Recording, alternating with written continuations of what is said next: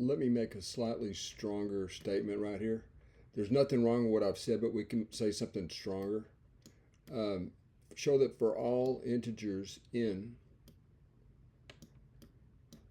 there's exactly one that's divisible by 5 in this exactly, right? Okay, exactly one. So this at least one is true, but exactly stronger, right? And so again, for all natural numbers, all integers z, we want to show that exactly one of these 5 values, 1, 2, 3, 4, 5 values, is divisible by 5. Now let's just do a concrete example before we commence with a relatively short deductive proof. Let's say we had n is equal to, I don't know, minus 18. That's an arbitrary integer. I chose a negative one. Okay, so if we choose n to be negative 18, I'll try to line this up.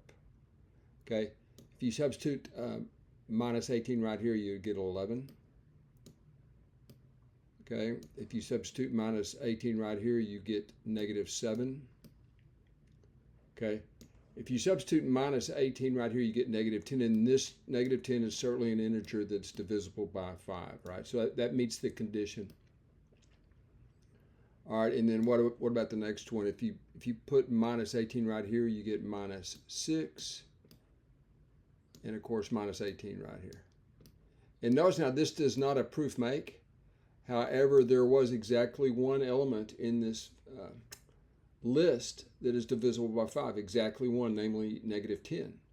And again, this does not prove things, but it gets you to believing, because when you divide any integer by 5, there's only 5 possible remainders. If it's a multiple of 5, your remainder is 0.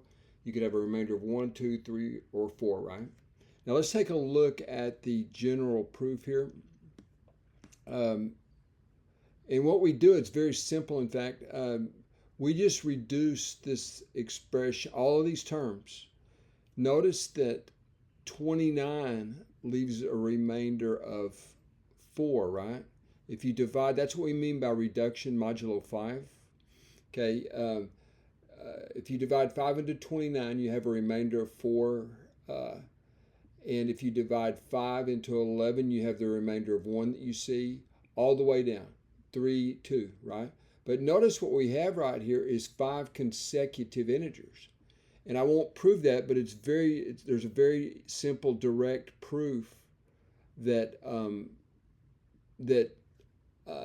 any 5 consecutive integers is going to contain exactly one integer that's divisible by 5. So the proof is complete right at this stage.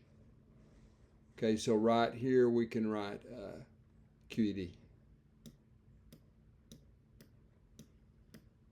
Now notice when I did the reduction, you know, they're not written as though they're consecutive integers, but they are consecutive integers starting with n plus 1, n plus 2, n plus 3, and n plus 4.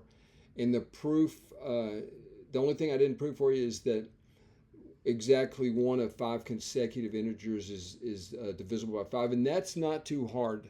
You know, you just think of the first integer. If it's a multiple of 5, you're done, right? Okay. If it's not, then it leaves some other remainder, but somewhere in there you're going to get a multiple of 5 in that list. It's pretty easy to see. It's kind of a pain to prove it formally. But anyway, this completes the proof, and it's just a modular arithmetic proof. Proves something. Once you get it to this state, it's fairly obvious, you know, that one of them and only one of them is going to be divisible by 5. Okay, so anyway, that does it, folks. Fairly straightforward proof.